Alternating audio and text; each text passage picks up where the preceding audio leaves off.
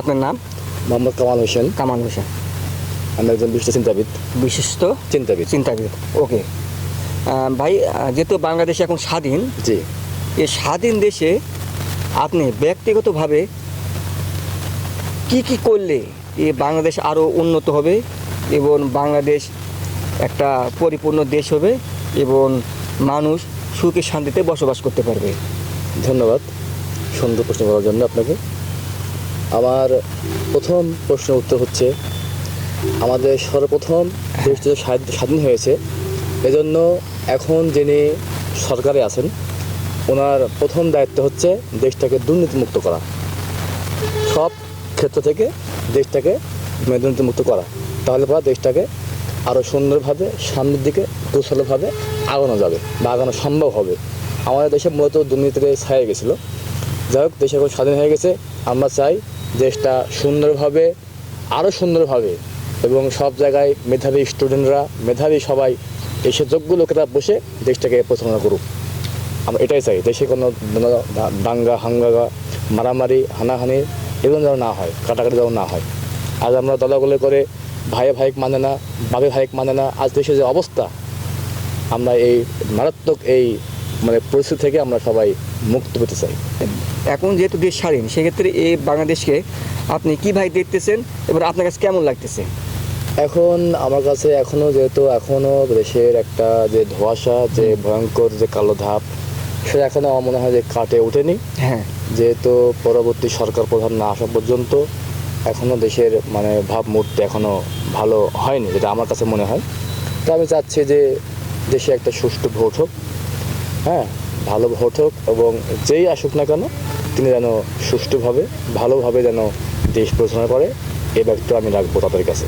হ্যাঁ, কিন্তু ভাইয়া আমি আপনার কাছে আরও জানতে চাই, এখন যেহেতু দেশ স্বাধীন, সেক্ষেত্রে এই যে বাজার মনিটরিং, কাঁচামাল যেরকম পোশাক আর যেগুলো নিত্য প্রয়োজন যেগুলো জিনিস হয়েছে, এগুলোর দিকে আপনার ফোকাসটা কীরকম দেখতে পাচ্ছেন আপনি? দেখুন, দেশের যা এখন একটু অবস্থা, দেশে যুদ্ধ চালানোর কারণে একটু সবাই সব ক্ষেত্রে প্রভাব পড়েছে।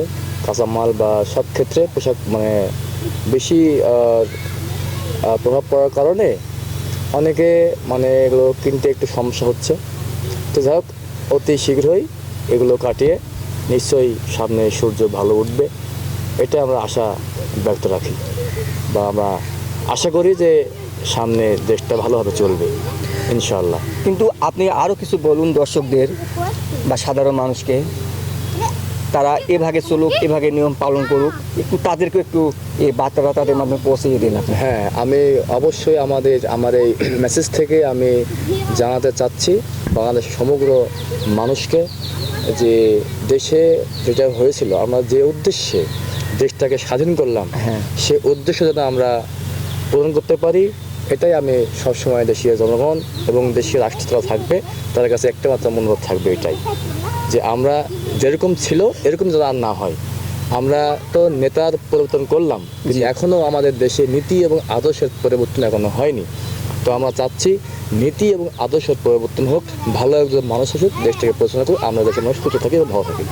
কিন্তু আপনি কি এখন বুঝতে পারছেন যে সব কিছু ঠিকঠাক রয়েছে, নাকি আরও কিছু সময় লাগবে দেশ পরিবর্তন হতে, আরও কিছু কাজ বাকি রয়েছে? না, এখনও আমার কাছে দেশ এখনও ঠিক হয় নাই, তবে দেরি হবে, আস্তে আস্তে হয়ে যাবে ইনশাআল্লাহ। আশা রাখি ইনশাআল্লাহ হয়ে যাবে, সামনের দিকে ইনশাআল্লাহ ভালো হয়ে যাবে। প্রিয় দর্শক, আমি আপনাদেরকে বলতে চাই এবং কামাল ভাই যেটা আপনাদেরকে বলে চাই, এই দেশটাকে পরিচালনা করার জন্য অবশ্যই সব কিছু মেনটেন করে চলতে হবে। আর সব কিছু আমাদের দায়িত্ব, এই দেশটাকে পরিচালনা করার জন্য সবার দায়িত্ব। এই দেশে যেন দুর্নীতি না হয় সেদিকে খেয়াল রাখতে হবে, সবাইকে দুর্নীতি করলে প্রতিরোধ গড়ে তুলতে হবে এবং সবাইকে সতর্ক থাকতে হবে। আর এই দেশটাকে মাদকমুক্ত করতে চাই, আর সবাই এই দেশটাকে সুন্দরভাবে সাজিয়ে রাখার জন্য আমি সবার কাছে অনুরোধ করব। আর আমি চাই এবং কামাল ভাই যেটা চাই, এই দেশের ভিতরে যতগুলো মানুষ রয়েছে বসবাস করতেছে, সবাই যেন সুখে শান্তিতে বসবাস করতে পারে। আর আমি ভিডিওটি রং করতেছি না, যদি আমার ভিডিওটি ভালো লেগে থাকে তাহলে অবশ্যই একবার লাইক, শেয়ার এবং সাবস্ক্রাইব করে পাশে বেল আইকনে ক্লিক করে রাখবেন। এই বলে সবাইকে ধন্যবাদ। আল্লাহ হাফেজ।